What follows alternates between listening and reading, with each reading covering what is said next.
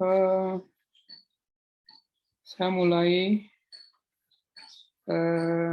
materi pertemuan pertama kemarin adalah materi sekedar contoh ya. Nah, ini adalah materi pertama, yaitu pengantar pengenalan pola. Nah, jadi materi utamanya memang di sini ada beberapa gitu ya, termasuk nanti bagaimana melakukan suatu ekstraksi dengan menggunakan metode-metode apa saja di sini ya, dan seterusnya. Nah, di mana pada akhir kuliah nanti ini kalian mampu mengaplikasikan pengenalan pola. Ya. Jadi di sini adalah mampu mengaplikasikan pengenalan pola melalui simulasi komputer digital serta membangun aplikasi perangkat lunak dalam berbagai area yang berkaitan dengan bidang otomatisasi.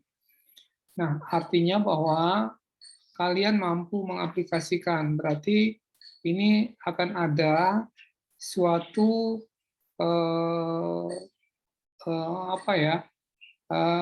hasil output atau luaran nanti berupa sistem yang harus kalian bisa benar-benar implementasikan.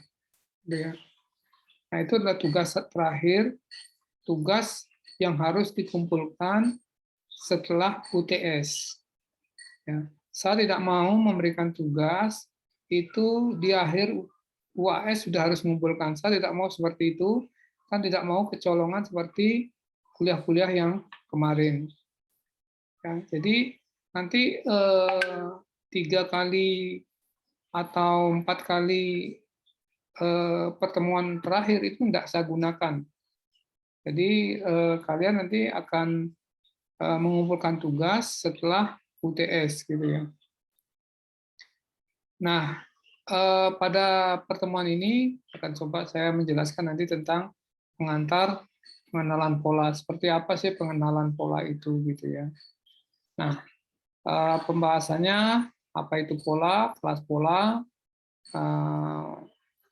kemudian pengenalan apa itu sebenarnya pengenalan pola, kemudian bagaimana tahap-tahap pengenalan pola dan rangkuman dan contoh. Nah, sebelum masuk ke pengenalan pola, ya, jadi kita sebaiknya harus tahu, ya. Nah, pengenalan pola, data mining dan machine learning itu sebenarnya itu ada di mana gitu ya. Kalau di sini saya jelaskan bahwa kalau pengenalan pola atau pattern recognition itu merupakan suatu disiplin ilmu yang mempelajari cara-cara mengklasifikasi objek ya, ke beberapa kelas dan mengenali kecenderungan data. Jadi mengenali pola tersebut berbasiskan data gitu. Jadi mengklasifikasi. Jadi mengklasifikasi objek ya, cara-cara mengklasifikasi objek. Tadi pada kata kuncinya gitu ya, kata kuncinya adalah mengklasifikasi objek dan mengenali kecenderungan data. Nah, itu adalah kata kunci daripada pengenalan pola. Nah, objek di sini bisa berupa pasien, mahasiswa, permohonan kredit, image, video, sinyal gitu ya. Banyak objek-objek yang dikatakan di sini gitu ya. Nah, bisa kata-kata di dalam misalkan Twitter, di dalam Facebook dan lain sebagainya. Nah, sedangkan data mining itu difungsikan dalam menemukan keteraturan, pola atau hubungan dalam set data berukuran yang besar. Nah, sebenarnya apakah pengenalan pola itu masuk dalam data mining? Ya kalau pengenalan polanya itu berbasiskan ukuran besar ya masuk juga, ya pengenalan pola yang berbasis data mining gitu ya. Nah, machine learning itu di mana tugasnya gitu ya? Tugas daripada machine learning itu pada pengenalan pola. Nah, ini machine learning itu adalah suatu area artificial intelligence yang berhubungan dengan pengembangan teknik-teknik yang bisa diprogramkan dalam belajar dari masa yang lalu.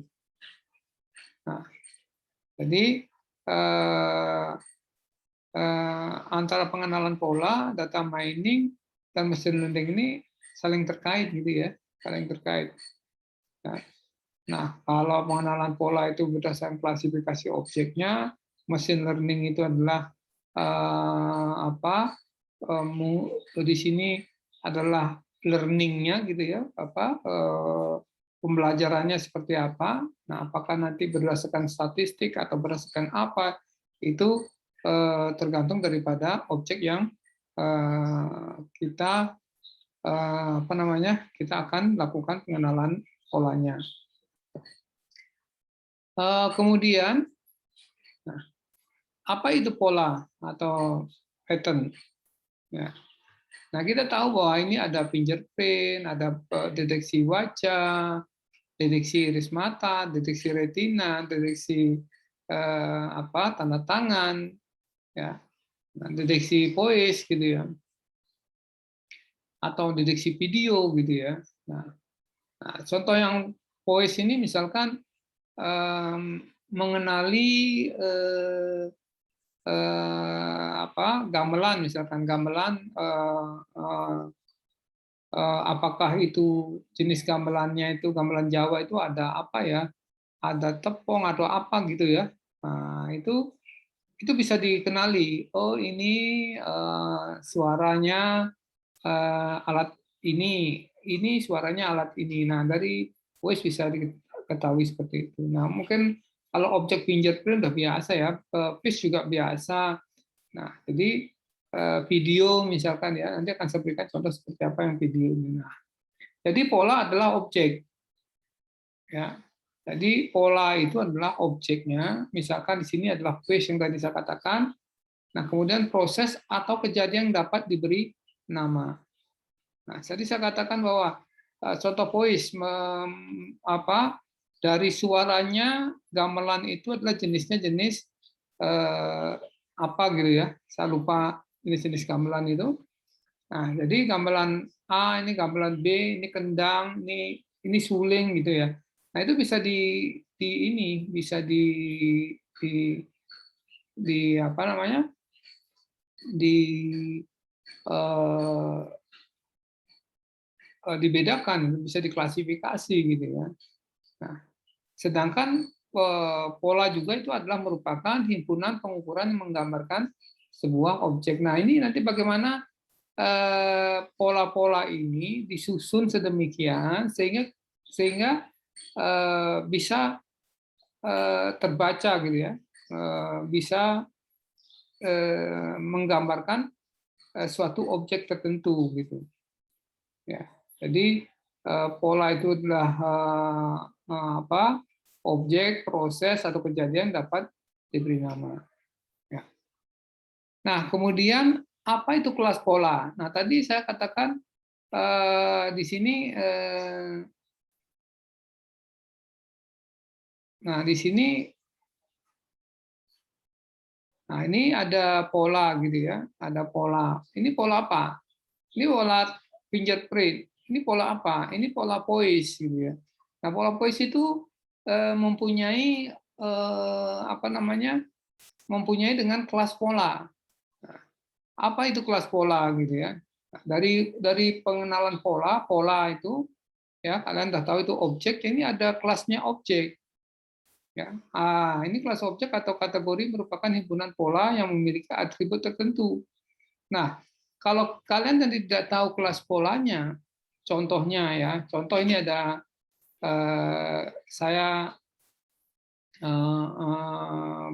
video misalkan ya, nah ini Nah, ini adalah video tentang pergerakan sperma gitu ya. Nah, ini adalah kita mengklasifikasikan apa jenis apa namanya sperma yang bentuknya bagus dengan jadi sperma yang abnormal dengan normal gitu istilahnya ya. Nah, sperma yang abnormal dan abnormal. Nah, itu kita akan polakan gitu ya, akan polakan. Nah, kita akan polakan. Nah, kemudian yang mana kelas polanya yang gimana? Oh, kalau kita lihat dari bentuknya misalkan ya. Nah, dari bentuknya, dari pergerakannya, dari bentuk, dari pergerakan, mungkin dari yang lainnya gitu ya. Nah, itu adalah kelas pola. Nah, kalau dari bentuk seperti apa? Oh, kepalanya pipi, kepalanya bulat, kepalanya lonjong dan lain sebagainya. Itu adalah merupakan kelas pola daripada pola itu sendiri, gitu ya. Nah, di mana ini merupakan kumpulan dari berbagai objek yang identik, mirip. Nah, ini kalau tadi saya katakan bentuk sperma itu ada yang baik dan tidak baik gitu ya. Nah, ini sebenarnya semua identik gitu ya. Data-data ini semuanya adalah data-data yang identik. Nah, selama proses pengenalan objek dimasukkan ke dalam kelas yang ditentukan. Ini adalah kelas pola itu sendiri. Nah, sekarang kita kembali lagi ke apa itu pengenalan pola. Jadi di sini adalah proses untuk menemukan hubungan suatu pola terhadap pola-pola yang sebelumnya. Jadi tadi saya katakan di sini video ini atau saya ini saya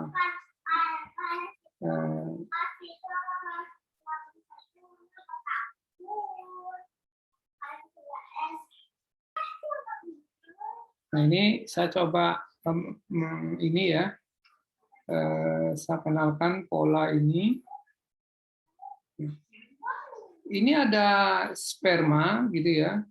Nah, ini ada sperma. Kita ingin tahu bentuk sperma yang normal dan abnormal gitu ya. Nah, ini kelas polanya adalah berdasarkan pada morfologi atau bentuk, kemudian motility atau pergerakan, atau berdasarkan lintasannya.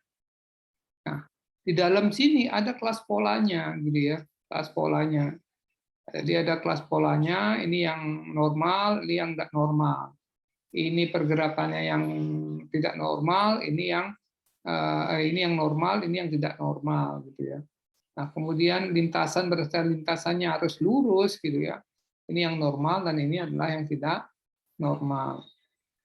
Nah, jadi pengenalan pola itu apa? Jadi adalah yang objek-objek yang sejenis didasarkan pada pengetahuan yang terdahulu, gitu ya.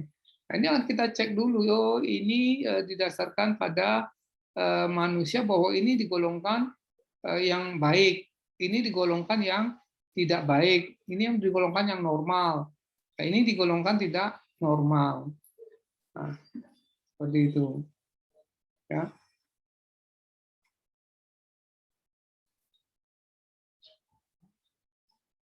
Nah, jadi kembali lagi ke slide. Nah, ini bahwa selama proses pengenalan objek dimasukkan ke dalam kelas yang ditentukan. Jadi tidak bisa misalkan dilihat dari morfologi, polanya lalu dilihat digabungkan dengan pergerakan. Jadi bukan bisa saja menjadi bentuk dan pergerakan yang mana yang bagus sekali gitu ya, melihat yang bagus berdasarkan bentuk dan pergerakan daripada sperma itu gitu ya, jadikan dalam satu proses. Namun di sini ada kemiripan daripada data atau data yang identik gitu.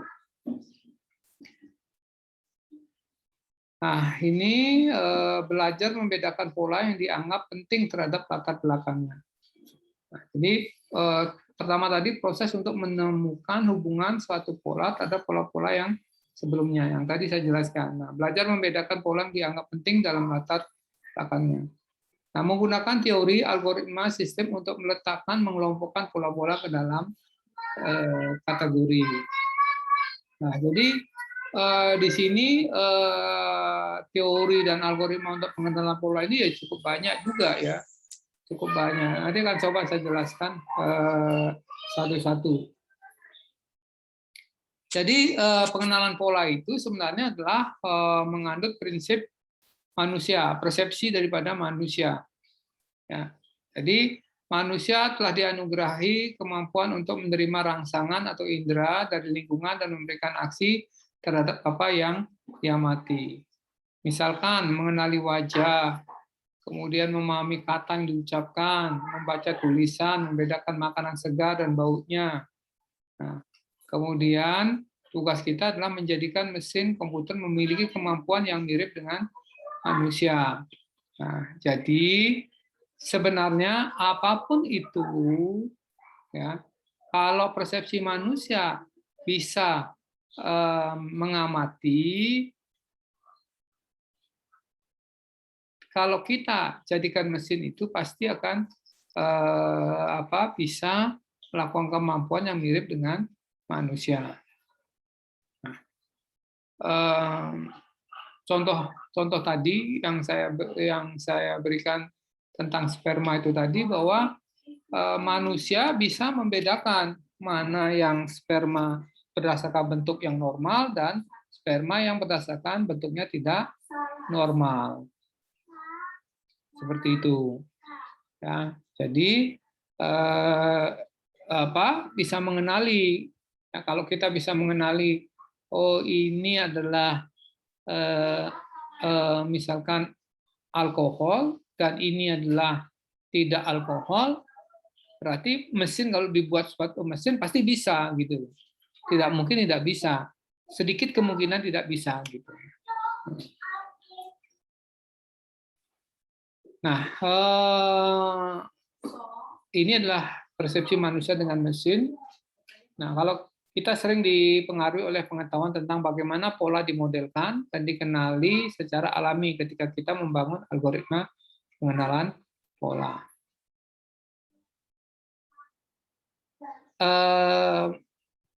Di awal-awal memang pada saat saya penelitian tentang sperma tadi gitu ya, tentang sperma tadi juga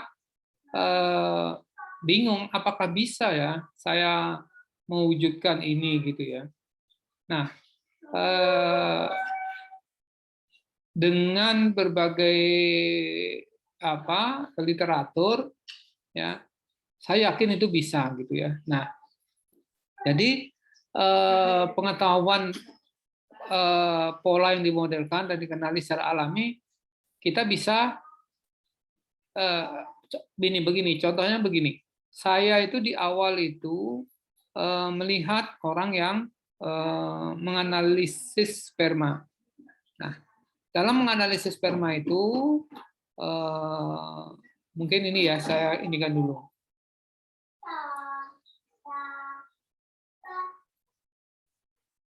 Saya coba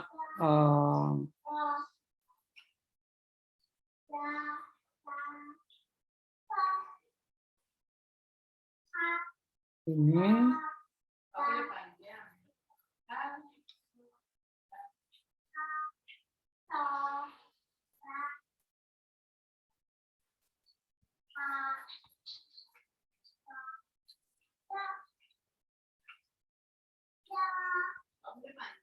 ini.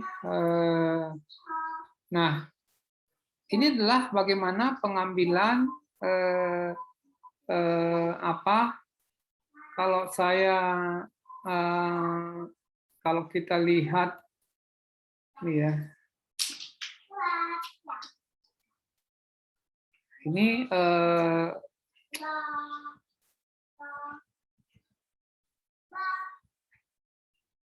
nah ini adalah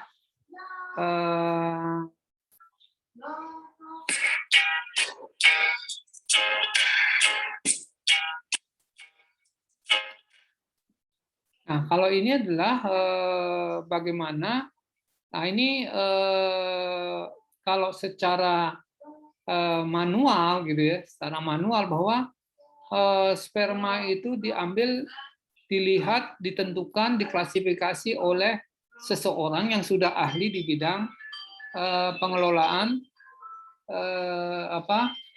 pengolahan daripada membaca daripada sperma itu yang mana yang bagus dan mana yang normal dan mana yang tidak normal. Nah, mereka menggunakan ini gitu ya. Mereka menggunakan mikroskop ini, dilihat, dibaca, dihitung. Oh, mana yang bagus, mana yang jelek, dihitung satu persatu seperti itu. Nah, kemudian karena manusia bisa mempolakan, maka kita juga berpikir bahwa kalau itu bisa dipolakan, berarti ini adalah bisa juga kita polakan. Nah, maka kita akan membuat satu sistem yang bisa mempolakan sesuai dengan apa yang dilihat oleh seorang ahli itu. Gitu. Nah, di sini saya tempatkan kamera yang kebetulan kameranya adalah kamera yang kecepatan tinggi, bisa mendeteksi gerakan sperma yang cepat gitu ya, yang begitu cepat gerakan sperma itu. Nah, jadi itu adalah contohnya gitu ya. Jadi itu contohnya bagaimana persepsi manusia menjadikan menjadi sebuah mesin gitu ya. Nah, jadi penelitian tentang persepsi mesin juga membantu kita mendapatkan pemahaman lebih dalam dan apresiasi untuk sistem pengenalan pola secara alami. Itu tadi saya katakan ya. Sampai saat ini kita telah mengaplikasikan beberapa teknik yang murni secara numerik dan ada korespondensinya dengan cara ini. Artinya bahwa begini, tadi saya katakan bahwa memang bukan tidak ada kesulitan ya, bukan tidak ada kesulitan dalam mengaplikasikan pola ini gitu ya. Banyak kesulitan yang kita hadapi memang. Jadi apapun yang tadi saya katakan, apapun yang menjadi persepsi manusia itu mesin akan bisa dibuat, sebuah mesin akan bisa dibuat untuk menyerupai daripada persepsi manusia tersebut. Seperti itu. Ya. Namun di situ tergantung kita. Nah, itu apakah sudah ada metode yang digunakan? Apakah sudah ada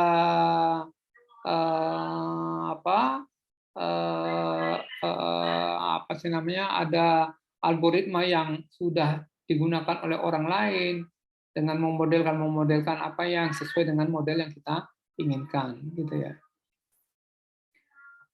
Nah, kemudian ini contoh aplikasi, saya kira nanti ya berdasarkan optical character recognition bisa berupa tulisan tangan, print text gitu ya. Kalau biometrik bisa berupa face recognition ya, fingerprint atau speech recognition ya. Nah, ini semua ini mempunyai kesulitan dan ya cukup juga gitu ya. Nah, ini aplikasi pengenalan pola berdasarkan domain permasalahannya. Nah, kalau berdasarkan biometrik, aplikasinya misalkan Nah, nanti di sequence analysis input pattern-nya adalah DNA, protein sequence gitu ya. Kemudian pattern kelasnya adalah phenotype tipe of genus gitu ya. Kalau berdasarkan data mining, ini searching untuk meaningful pattern dan seterusnya. Nah, ini domain-domain kalau kita membuat suatu pengenalan pola. Ya. Nah, bagaimana tahapan pengenalan pola? Nah, jadi nanti di tahapan pengenalan pola ini apa sensor yang harus kita gunakan, gitu ya? Bagaimana mengumpulkan data, kemudian bagaimana data yang sudah dikumpulkan itu ini ya, yang tadi itu collect datanya bagaimana, kemudian mengetahui fitur-fiturnya nanti seperti apa, kemudian memilih model dengan menggunakan algoritma tertentu, kemudian proses training sistemnya seperti apa, kemudian bagaimana mengevaluasi daripada sistem tersebut. Nah, di pengenalan pola itu nanti akan coba, kalau ini di bagaimana mengetahui fitur gitu ya. Ini saya kira ini sudah didapat di mata kuliah Citra ini mata kuliah Citra. Nah, di sini hanya tinggal bagaimana fitur-fitur yang sudah yang sudah di dari kita mengkolek data, dari kita tahu polanya, kemudian kita dari satu pola itu kita keluarkan fitur-fiturnya. Nah, fitur-fitur itu sudah ada, apakah nanti fitur itu berupa gambar, apakah berupa video atau berupa yang lainnya. Nah, bagaimana kita mencari model algoritma untuk menyatukan fitur-fitur yang sudah ada itu. Nah, bagaimana dari fitur-fitur itu kita bisa memadukan ya fitur 1, 2, 3. Jika fitur 1 dan fitur 2 sama dengan fitur 1 dan 2 sama dan fitur 3 itu tidak sama, fitur 4 sama, maka itu adalah nanti seperti apa. Nah, itu model-model seperti itu yang harus kita cari gitu ya. Kemudian ada bagaimana kita melakukan proses training. Ini tidak gampang juga gitu ya. Tidak gampang hanya melaksanakan proses training. Nanti terkait dengan fitur-fitur yang sudah kita kumpulkan juga gitu ya. Nah, ini bagaimana melakukan proses training, apakah nanti proses trainingnya menggunakan JST, apakah menggunakan dan lain sebagainya. Nah, kemudian ini ada evaluasi daripada sistem. Nah, dalam mengkolek data gitu ya. Nanti dalam mengkolek data mengambil nilai data dari objek, tipe data berdasarkan penskalaan datanya. Nah, ini seperti biasanya bahwa data itu ada dua, data kualitatif dan kuantitatif. Nah, data kualitatif itu yang berupa angka dan terbagi dua, yang nominal, data yang paling rendah dalam level ukuran data. Contohnya adalah jenis kelamin, merek mobil, nama tempat. Kalau ordinal itu adalah ada tingkatan data, ya. Contoh setuju, setuju, kurang setuju, tidak setuju. Ya. Kemudian data berupa angka dalam arti sebenarnya, ya. Nah, misalkan interval temperatur ruang panas, jika panas 50 sampai 80, panas jika 80 sampai 110, sangat panas 110 sampai 40. Nah, ini mempunyai tingkatan angka tapi dengan arti yang sebenarnya. Kalau tadi atas adalah data yang bukan berupa angka. Ya, jadi contohnya adalah apa misalkan kita ingin mencari mengetahui pengeluaran membandingkan pengeluaran sebelum pandemi dan sesudah pandemi. Nah, ini kita menggunakan apa? Apakah berupa data kuantitatif atau berdasarkan data kuantitatif? Nah, ini tergantung daripada datanya. Seperti contoh tadi, saya mencari apa namanya, cari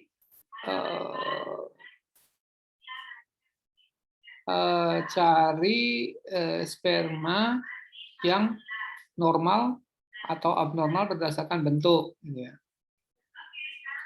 Nah, kalau itu bentuknya normal itu dan pipih, bulat lonjong gitu ya, bulat lonjong, tidak begitu pipih juga gitu ya. Nah, namun kalau yang pipih atau yang bentuknya bukan lonjong atau bulat itu adalah yang tidak normal. Nah, itu berupa apa? Data kuantitatif apa kualitatif apa kuantitatif? Nah, itu harus kita hati-hati karena kita harus mengeluarkan fiturnya juga. Kalau fiturnya itu adalah berupa angka-angka, berarti nanti itu adalah merupakan data kuantitatif, gitu ya. Nah, kemudian ada pemilihan fitur atau fitur extraction ini disesuaikan dengan kasusnya. Ya. Kalau tadi saya pemilihan fiturnya itu menggunakan prime difference gitu ya, dengan algoritma prime difference di mana ini kan saya demokan aja biar ini.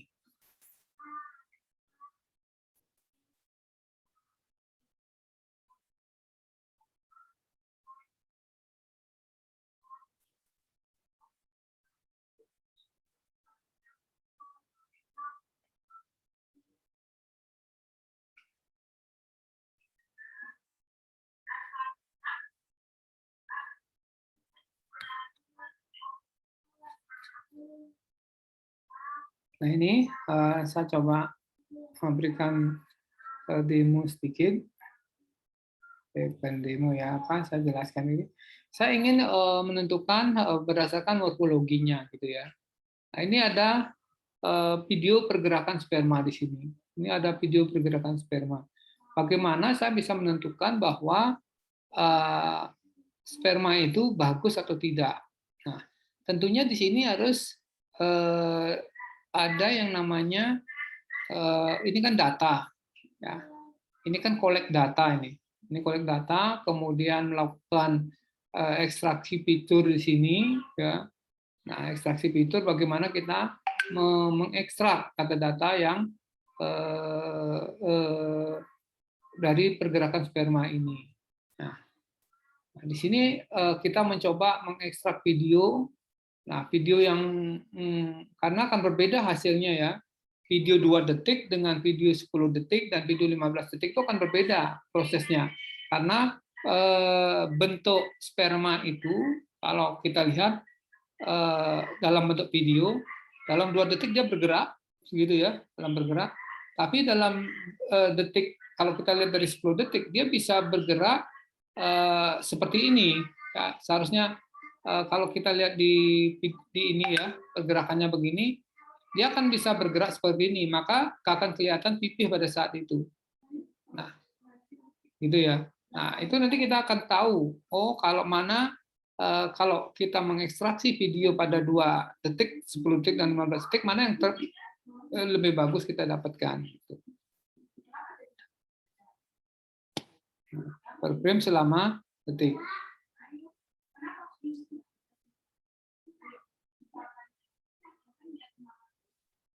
Nah, kemudian dari sini, dari ekstraksi video itu saya lakukan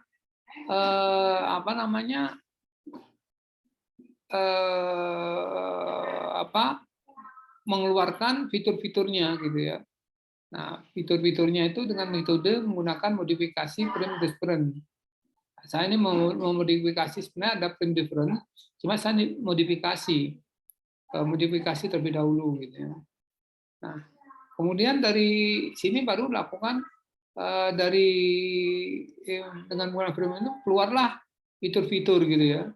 Nah, fitur-fitur ini untuk mempertahankan fitur itu bisa dilakukan proses Otsu threshold, operasi morfologi, nah kemudian melakukan segmentasi, nah sehingga ekstraksi fitur yang sudah ada itu kita lakukan masukkan ke dalam rumus-rumus ini. Nah kalau ada rumus-rumus ini berarti di dalam segmentasi analisis ini pasti akan muncul nilai-nilai angka-angka berupa angka yang kita masukkan ke dalam ini. Seperti itu ya.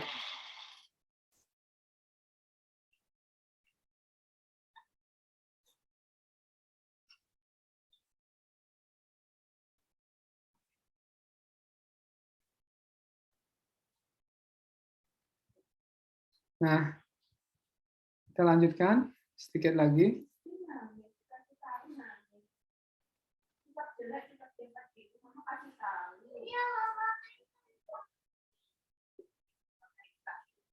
Nah, ini disesuaikan dengan kasusnya.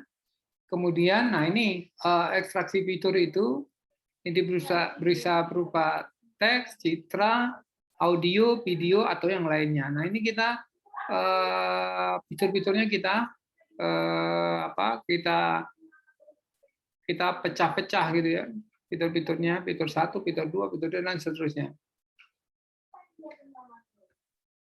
Nah, kemudian dari situ kita bisa, tadi saya contohkan ya, kita bisa mencari modelnya berdasarkan template matching atau statistik atau struktural atau sintetik gitu ya, atau menggunakan neural network. Jadi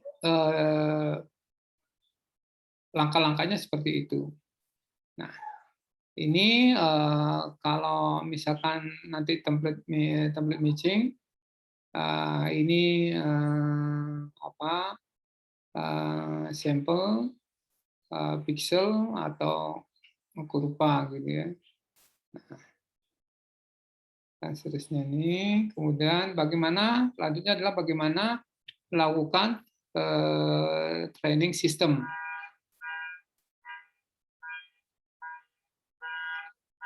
Nah, training system bisa dilakukan 2 tahap, yaitu learning dan detection. Ya.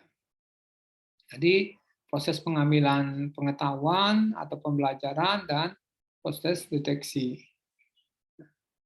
Waktu learning lebih besar, sulit untuk belajar, tapi sekali terbelajar sistem akan menjadi natural. Nah, ini proses training system itu bagaimana suatu sistem kita ajari terlebih dahulu. Oh, kalau ada sama seperti vaksinasi gitulah. Nah, vaksin gitu ya. Kita kasih dulu suntikan vaksin sehingga nanti pada saat ada ada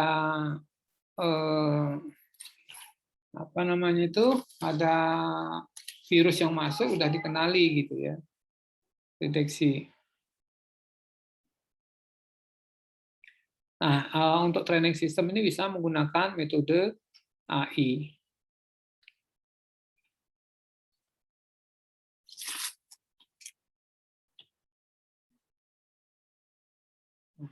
Nah, learning sekarang, proses pembelajaran. Nanti pengenalan pola ini akan kalau kita implementasikan akan menarik gitu ya, akan menarik. Makanya nanti saya ingin kalau Anda ingin tugas akhir mengarah ke sistem cerdas gitu ya, ayo kita karena kalian ini adalah kebanyakan semester 7, ayo dibuat aja sekarang proposalnya apa yang ingin kalian lakukan di sini gitu ya. Nah, learning bisa berupa supervised learning atau unsupervised learning. Ya, user menyediakan label kategori atau value bobot untuk masing-masing pola dalam data training. Kalau unsupervised itu sistem membentuk cluster atau pengelompokan secara alami dari pola yang dimasukkan. Nah, contohnya apa? Ini contohnya. Contoh, ini sekelompok mahasiswa dalam kelas. Seorang dosen akan mengelompokkan beberapa orang ke dalam beberapa kelompok. Misalkan jumlah kelompok ada 4, maka mahasiswa dikelompokkan menurut ciri-ciri atau atribut. Ya, berdasarkan, sebentar ya.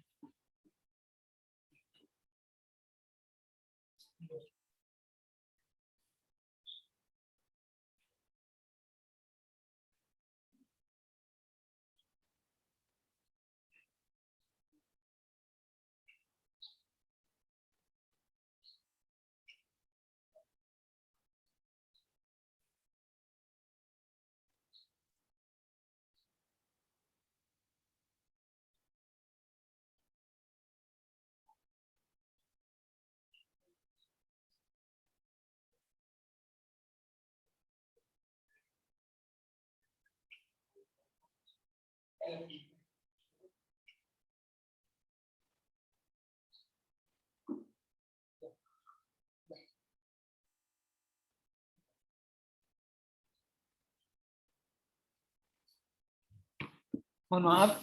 Nah, berdasarkan indeks prestasi, jarak tempat tinggal, atau gabungan keduanya. Dalam 2 dimensi sumbu X, indeks prestasi, sumbu Y, jarak atau tempat tinggal. Nah, mungkin ini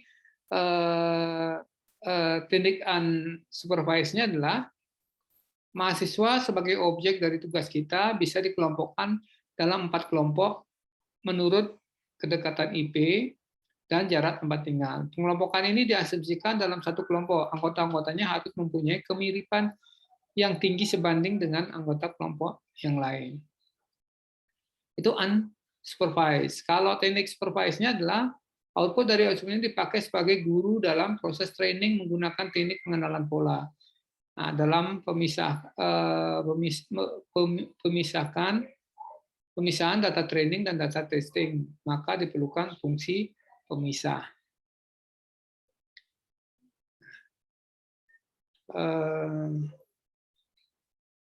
Nah, jadi nanti di dalam proses learning nanti kita akan pasti menggunakan apakah itu supervised atau unsupervised. Ini akan lebih lanjut kita akan bahas di minggu depan. Ya. Minggu depan kita akan membahas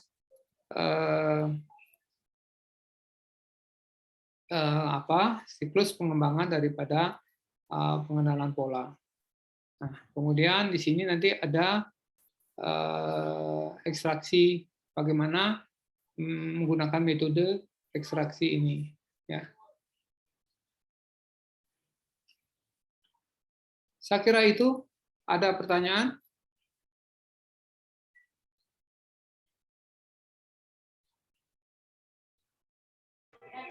Tidak, Pak.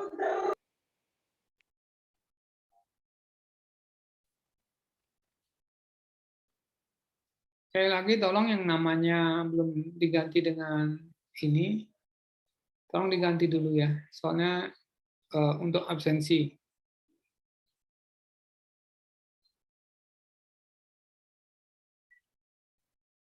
Yang namanya belum diganti, didahului dengan NPM ya.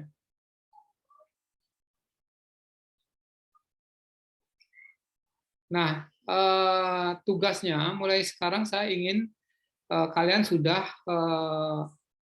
membuat gitu ya. Nah, kira-kira ide apa yang kalian bisa ambil gitu ya. Ide apa yang kalian bisa buat untuk tugas daripada pengenalan pola ini. Ya.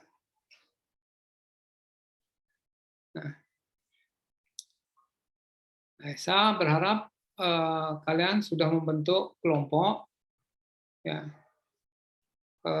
satu kelompok 3 orang gitu ya.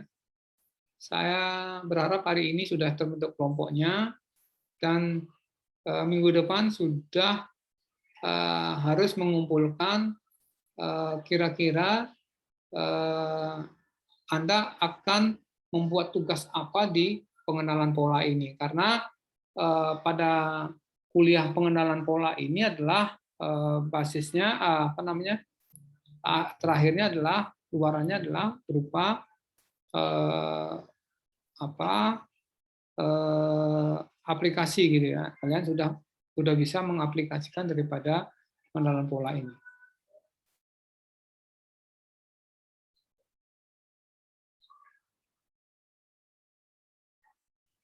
Nah, di sini ada Mas Lutfi ya, Mas Lutfi. Iya, Pak. Ini enggak apa bisa nah Mas Lutfi ini sudah ikut penelitian saya, yaitu membuat sebuah aplikasi di mana aplikasi ini kita beri nama adalah Smart Bali Backpacker. Nah, Smart Bali Backpacker ini adalah aplikasi yang bisa digunakan oleh para wisatawan untuk bepergian secara mandiri, gitu ya, tanpa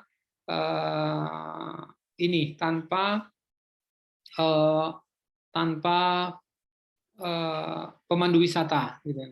Nah, kita membuat sistem ini, ya, kita membuat sistem ini menjadi membuat suatu sistem yang pintar, gitu ya. Nah, dari mana kita tahu bahwa itu adalah pintar? Nah, nanti akan diberikan rekomendasi-rekomendasi berdasarkan tujuan wisata mereka lakukan. Nah, ini juga merupakan salah satu pengenalan pola, namun bukan berdasarkan data angka, tapi itu adalah berupa data bukan angka. Nah, nanti kapan nanti Mas Lutfi bisa menemukan seperti apa sistem yang sudah dibuat oleh Mas Lutfi ini. Ya. Saya kira seperti itu. Ada pertanyaan? Silakan.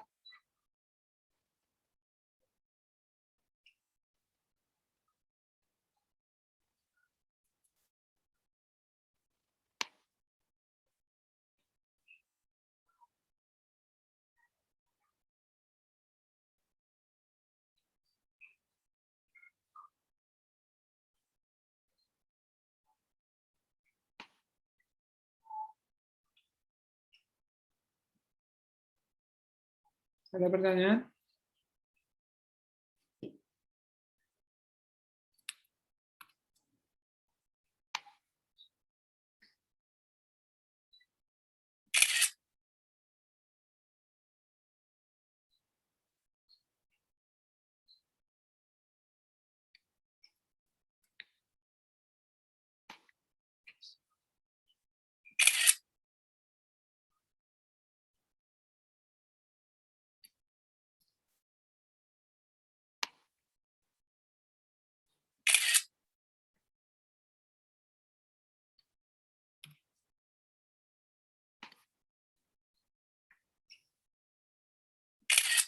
Ya, kalau nggak ada pertanyaan, saya akhiri. Saya berharap segera membentuk kelompok ya.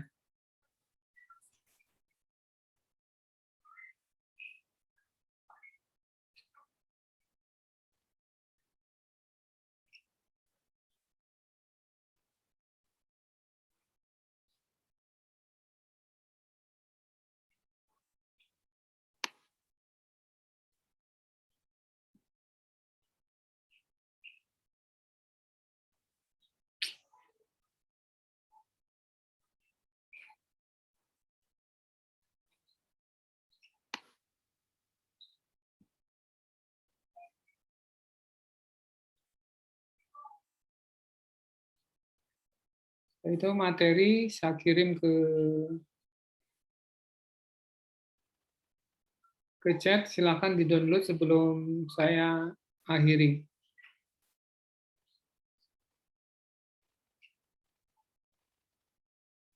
Silakan di-download dulu.